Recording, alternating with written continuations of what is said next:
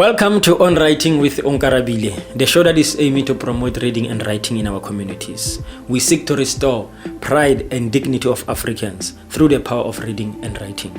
Ladies and gentlemen, help me to welcome Dr Seshoka, who is here to share more on how she promotes reading and writing, especially in our mother tongue.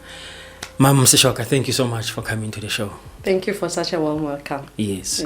I think we spoke before about reading and writing, especially when it comes to our mother tongue. Yes. And we once had an event, me and you, the award event organized by Siyabonga Ndlozi. Oh, yes. And that's where I heard you, talking about the importance of our mother tongue, reading and writing on our mother tongue. So I want us to unpack that. But before that, please let us know who is Dr. Seshoka. Thank you for such a warm welcome once again. As I've already been introduced, my name is Dr Keaobaka Seshoka. I always say I'm a language activist. Yes. I'm a linguist by profession. I'm a researcher when it comes to languages.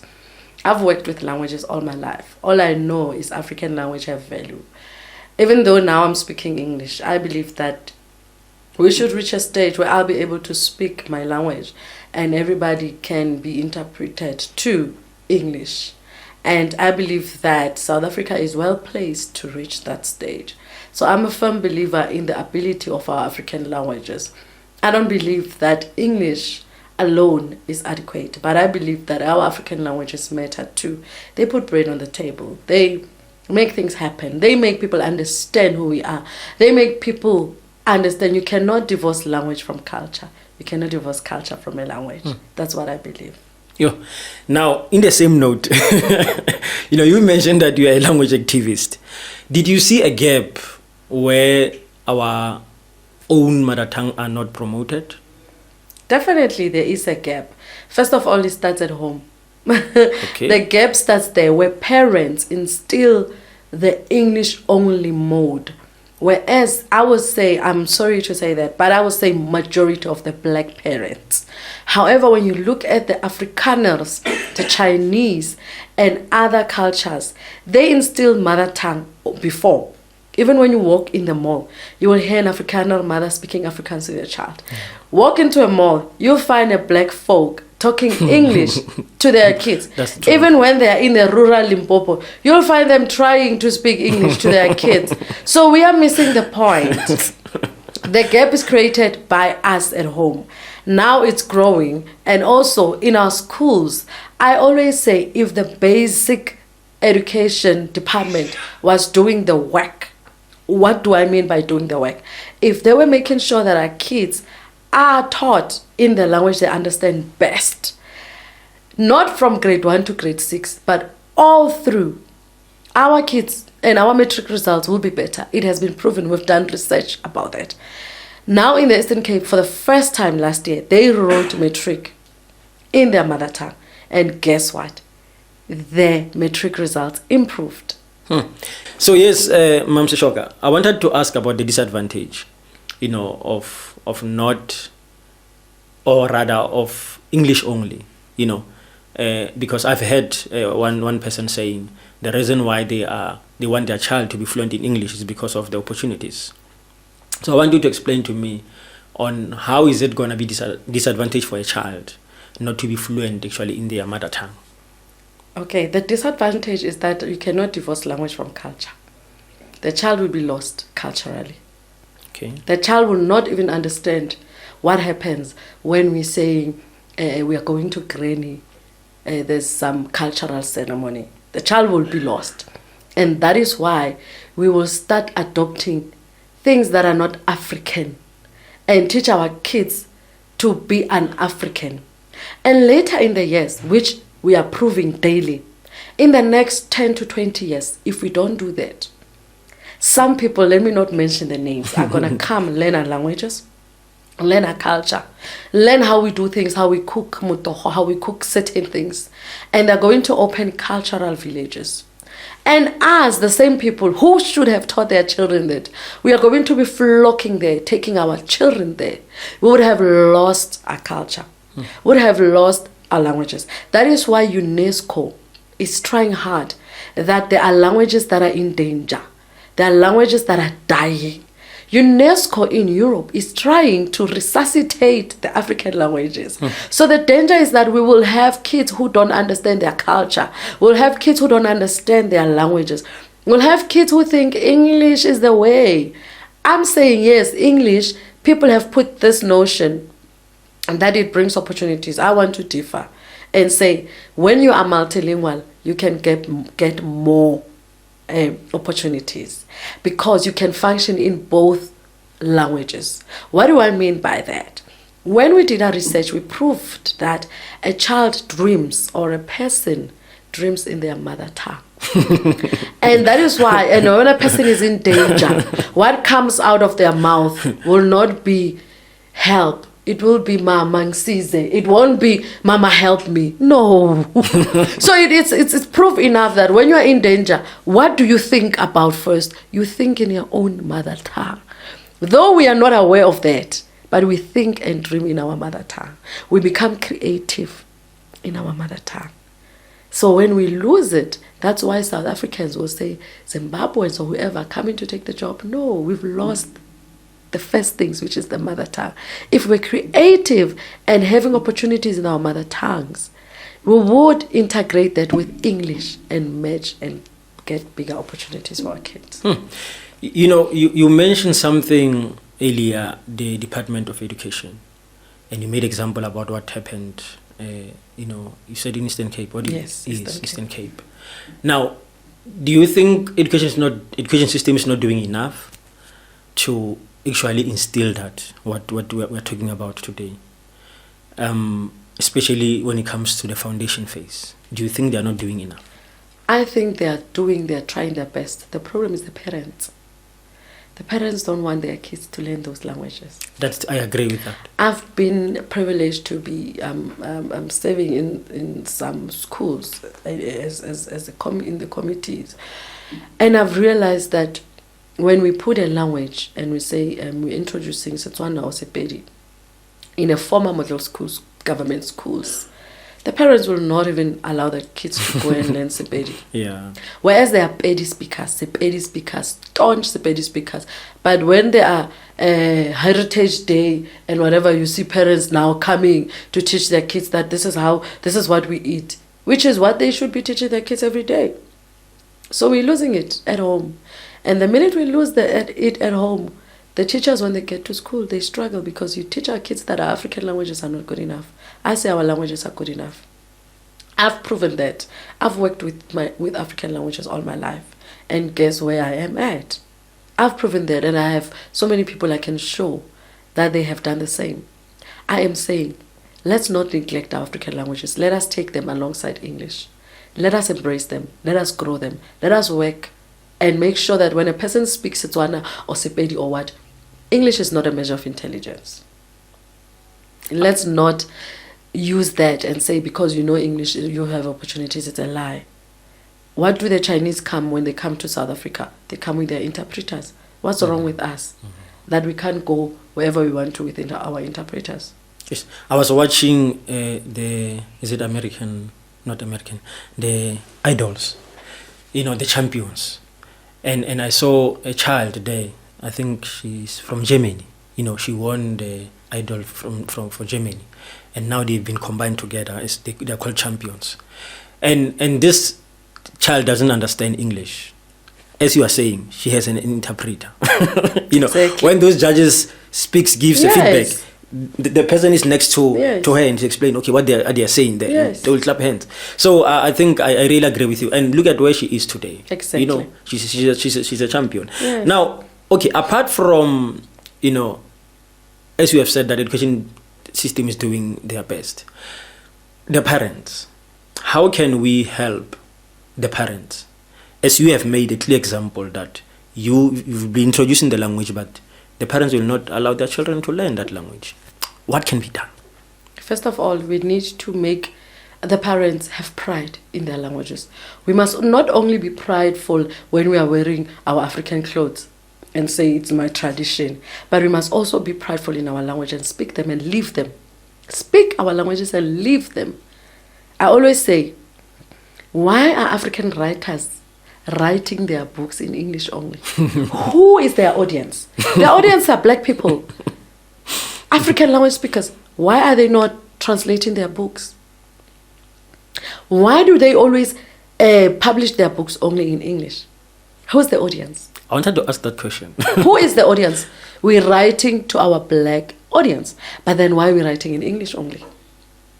Only people like TD Jakes, I'm sorry to say that, and other people find it better to translate their books, but our black authors or African authors don't find it better. Only Gungi Wationgo made sure that all his books are translated.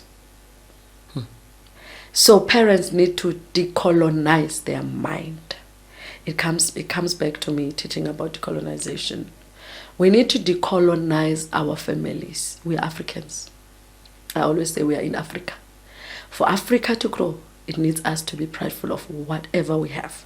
Meaning, we need to teach our kids to be to celebrate African singers, African authors, African idols, anything African. We need to celebrate. They must stop having idols in America who don't even know them. We must teach them African languages are the best. When you speak in African languages, it doesn't mean that you are not clever. It only means that you are embracing them and you want to see it grow. Let's learn from the lessons. I always say, let's take the lessons from Afrikaans. Then we'll be better. Let's talk about the opportunities, because you said you bet to differ when it comes to English only as opportunities. Yes. Let's talk about the opportunities, for our languages. Because we grew up, as you are saying. I personally grew up not knowing that I can have an opportunity to speak in my own language, Setswana. Yeah. I never thought about that. I then strive to speak English, in my early age. And I was happy when I got it right. I said, yeah, at least I'm trying now, But my language, no. It was not my priority. So what is the advantage? I mean, you said it earlier in your introduction that, you can put bread on the table through your mother tongue. How? First of all, I always say to people must go to the website of Department of Arts and Culture. There are so many opportunities. They are offering bursaries for people to study languages, translation, interpreting, and do language policy studies at different universities. It rotates to different universities. Opportunities are also that you can translate. Do you know that translators charge per word? No. Imagine if it's a 25,000 words, how much a translator is getting. So there are opportunities in the language sector. It's just people are not looking there. They're looking at other things. You can be a translator, you can be an interpreter. You can also go into sign language, which is what people don't even think about. Look, we need sign language interpreters also to interpret into South African Sign Language. Also, there is what we call language advisors, where the people in the radios, you advise the stations like Motsweding FM, Thobela FM, you advise content advisors on what content to have. You also find at schools, there's what we call subject advisors. You go into that field. And also you go into the field where we are encouraging people that the department wants to translate books. Remember, our material, even if you can talk about African languages, if we don't have materials there, it's a lack. So what we're pushing for is that people can translate and interpret in their own mother tongue. As much as I love what Chinua Achebe says, if you are good in English and are not good in your mother tongue, you are a sellout.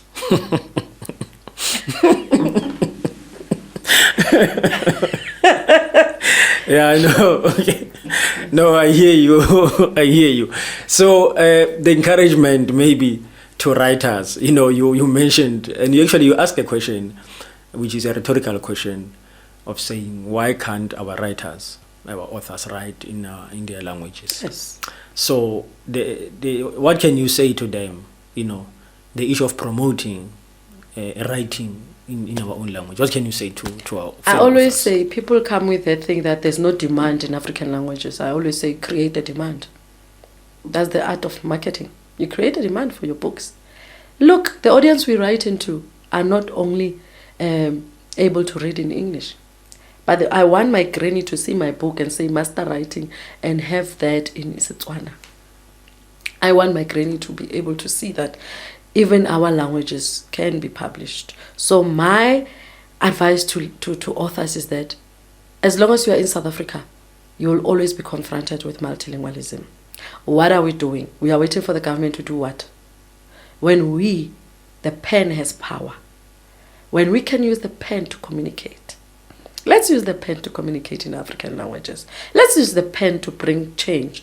How do we bring change? By writing also in African languages. When we only write in English, we are saying to people that this message can only be caught in English. Why can't this message be caught in African language? What's wrong with that? Our languages are able. I always say our languages are able to communicate anything. It's just we're thinking that they are not. If Afrikaans can do it, Afrikaans and African languages, we can do it. You know, you remind me something which is a fact, that sometimes even in our conversation, I don't know if you have ever realized that we will speak Setswana, any language, and then there will be a word that you don't know what it means in Setswana, and then you'll speak it in English, and then you'll try to find what is that word in We call that translanguaging. So now we are teaching, I'm sorry to jump, we call that is a new concept that is coming, translanguaging. What does it mean? In universities now, we've come up with a concept of making sure that students don't be left out in classes. So what we do, when they don't understand a concept in English, we'll say a Setswana speaker, what is this concept in Setswana? Then Setswana speaker will say, what do you say it in Xhosa? And you get to understand that our languages are interrelated. So we are moving into an era of translanguaging, which is beautiful to watch. So if a person doesn't understand concepts, we can translanguage and explain concepts to each other and then get the better understanding of that. Let's talk about reading.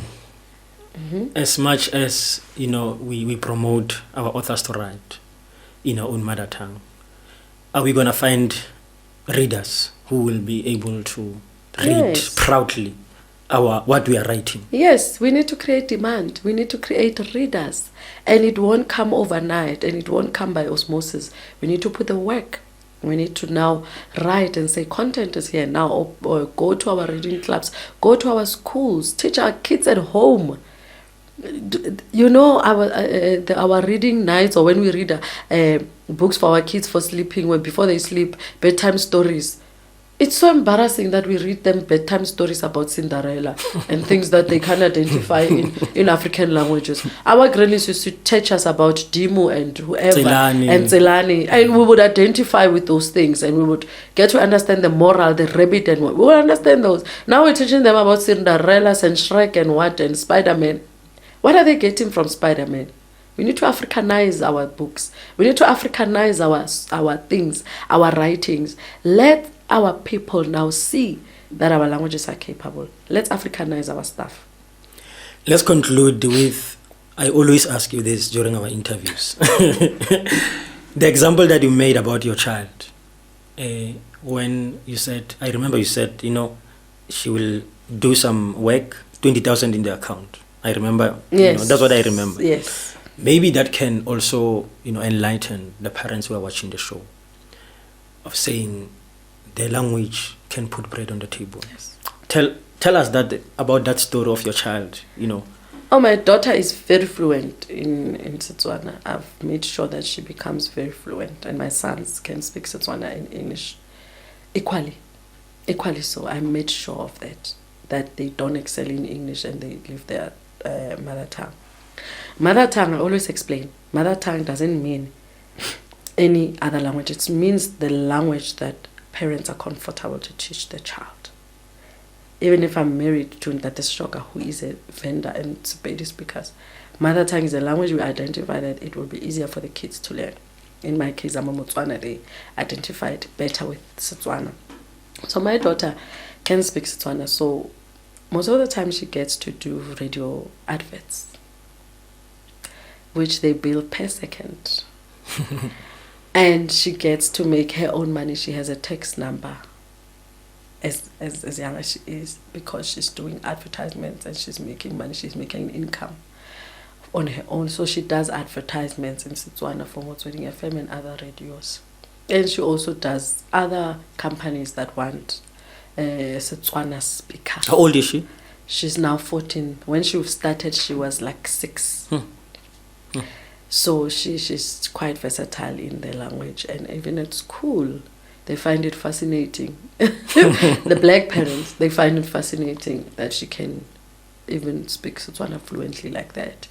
Now I'm teaching her to write her first children's book in Setswana.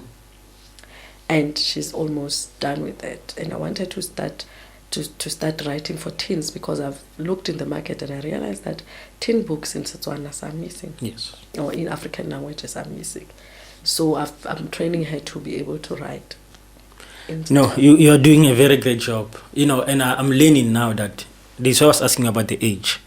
I mean, she does not have to wait to finish school before she get her own income. Yes. Because we grew up as black kids that you need to go to school, finish, go to university, get the job, and get your first income. But I mean, look at from 6 years old. Yes. She's already got an income. Yes. And she's because of the language. Yeah, because of the language. Exactly. That we don't think it puts bread on the table. It does. Thank you so much for such a wonderful conversation. Thank you so much. Ladies and gentlemen, you are watching On Writing with Onkarabile, the show that is aiming to promote reading and writing in our communities. Please subscribe to Nolu Unlimited Multimedia, like and share the conversation. Thank you so much.